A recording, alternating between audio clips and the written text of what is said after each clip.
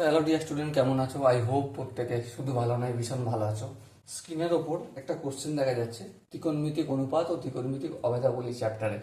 ওকে, so এই প্রশ্নটা আমরা প্রথমে মন দিয়ে পড়বো, বুঝবো কি কি ইনফরমেশন দেওয়া রয়েছে সেগুলো আগে জানবো, তারপর অঙ্কটা করব। ওকে, চলো কি কি ইনফরমেশন দেওয়া আছে দেখো।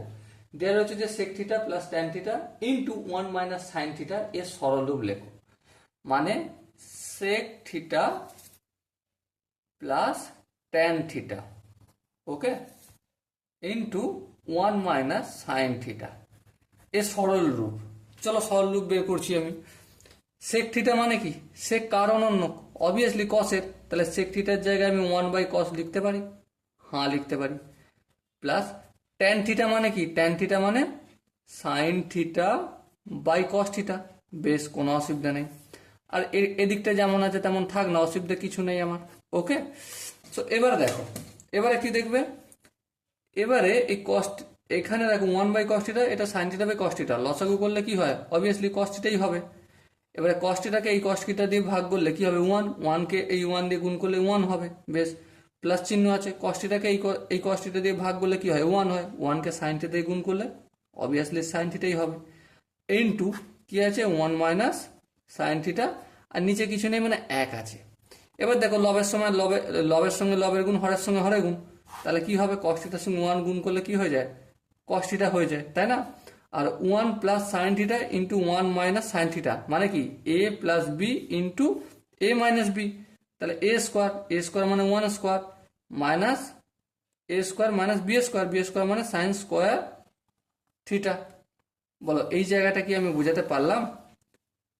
আই হোপ বোঝাতে পারলাম। আচ্ছা চলো একটা লাইন লিখে দিই।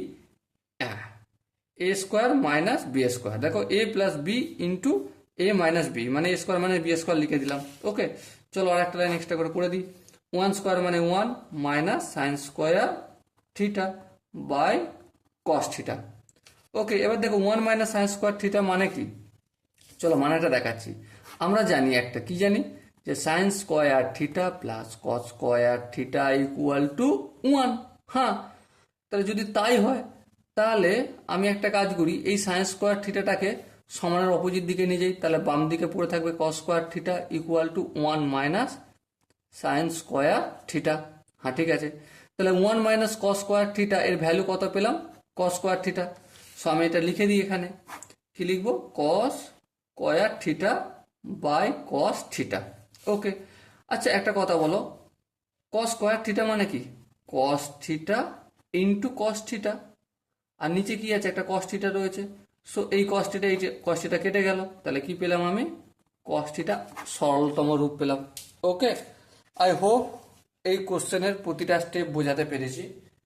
আমি সারা প্রত্যেকে তো বুঝতে পেরেছি আই হোপ।